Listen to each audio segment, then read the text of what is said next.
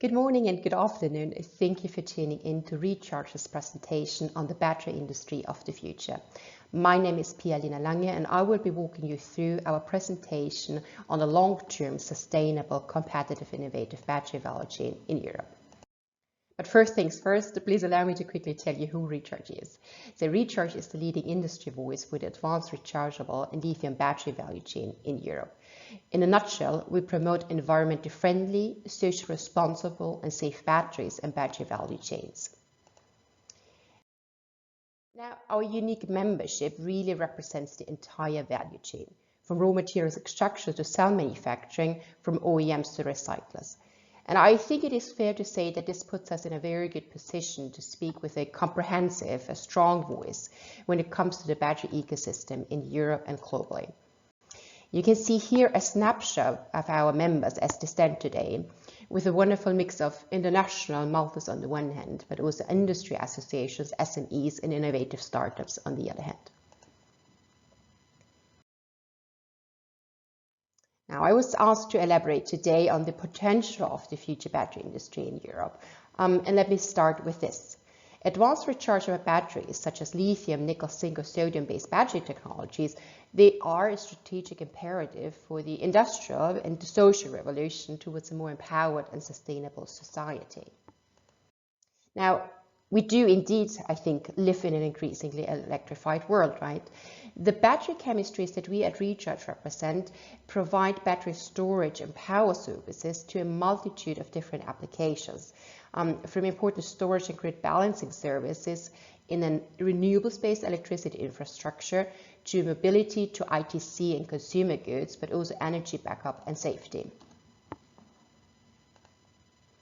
Now, especially lithium-based batteries have a crucial role to play, not only, but a major role. Lithium-based batteries have been a main driver for the electrification of our mobility and energy storage infrastructures. And it's thanks to their unique characteristics that they are leading battery chemistry in ITC and robots too. Now, to date, a few other chemistries, also at prototype level actually, show similar performing characteristics as lithium-based batteries when it comes to energy density and cycling ability, for example. Now, as an industry association, we expect that lithium-based battery technology will remain the leading battery chemistries for the next 2 decades or so, at least. And also after that, they will continue to play a strategic role. Now, I think what is very interesting about this technology is that the technical exhaustion, the maturity and industrial feasibility levels, they are not yet closed, right? There is still continuous improvements in advanced materials design, for example, in application optimization, but also in manufacturing technology available. And this will help to further reduce cost, but also improve performance. So what we can continue to expect is quite some interesting developments and innovations in lithium-based battery technologies as well as in others in the coming years. This includes obviously also the transition to solid-state electrolytes, for example, but also new anode material developments for increased energy density. And maybe let me give you a better understanding for the magnitude of the role of lithium-based batteries, right?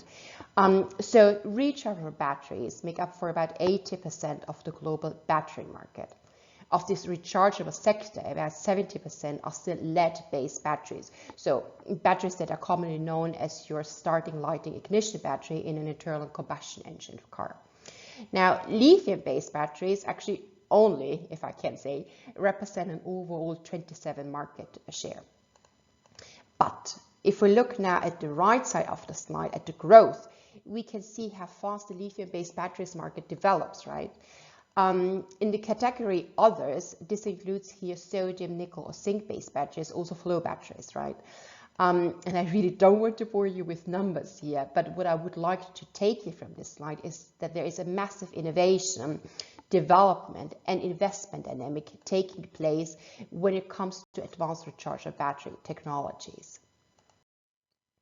Now, how does this translate into the development of the European battery value chain?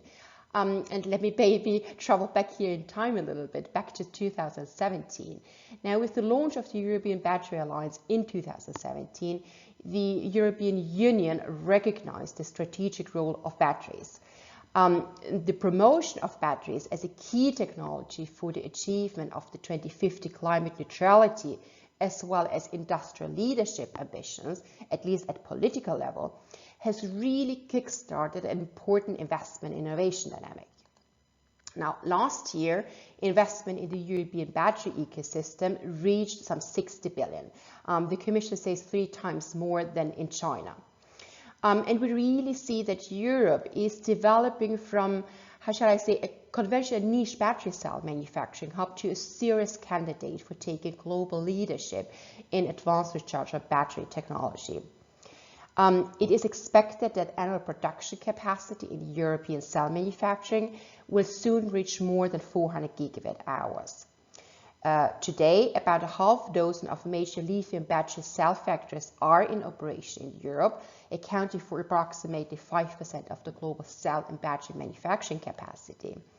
But about a dozen of additional gigafactories have been announced for the coming years. Now, if you look at the right side of the slide, we also can see that other value chain actors are ramping up their capacity. And this is especially the case when it comes to primary and secondary raw materials, as well as the component side. Now, this impressive investment innovation dynamic must be supported by the right policy framework too, right? And to better support the increasing role of batteries, the European Commission actually decided to revise the existing EU rules on batteries. In some days from now, on December 9, the Commission is expected to present their proposal for a new batteries legislation. Now, as a strong supporter of the European sustainability agenda, Recharge actively contributed with concepts for defining the carbon intensity of a battery, for example, or the recycling efficiency to the institutional work program so far. But we were also one of the first in the industry to have called for mandatory due diligence requirements based on human, social, and labor rights for all steps of the value chain. We are convinced that the Commission's proposal for new EU battery rules puts European policymakers in a unique position to now translate the EU's ambition for batteries into meaningful legislative measures. Important for the legislation to succeed and to strengthen the industry, we need to ensure a level playing field, right? We need to ensure a level playing field within the national value chains. And a lean, coherent framework that effectively can bring together the EU's sustainability and industrial leadership objectives will be key here. At Recharge, we also believe that measures need to be effective, right? They need to be clear and meaningful to create a net value. And it's therefore that we think that measures need to be assessed on a life cycle basis to define if they can bring a real benefit. Now, in turn, a legislation with too many layers of complexities risks creating over-regulation, and we fear that this could hamper the innovation and investment potential of the European battery industry. It is maybe important to highlight here that batteries were one of the first products to have been regulated on a life cycle basis. You can see here a number of different pieces of legislation that cover every step of the battery life, from materials management and product safety to transport and recycling. Now, at Recharge, we therefore think that the new battery rules should close the gaps in existing legislation and work towards better coherence with other policy areas. Now, two angles have been clearly missing to date in the existing legislation: the carbon intensity and mandatory due diligence requirements. I already mentioned that. A carbon footprint and due diligence measure have the potential to not only prevent underperforming batteries from entering the EU market, but to also work on product level on the EU's climate neutrality and sustainability objectives. The Recharge vision for batteries fit for Europe also includes other areas. So besides sustainable batteries based on carbon footprint and due diligence, we also believe in the need for an effective net value circular economy strategy, a strategy that it actually is capable of treating developing waste volumes, differing waste volumes as we see them today, and meeting the needs of a fast-paced, innovative industry such as batteries, and related to it, e-mobility, for example. Now, we also think that we need to ensure safety when we are discussing topics such as second life and refurbishment, because in the end, batteries are electrochemical devices that have been optimized for exactly a specific application or product. And let me close on that note.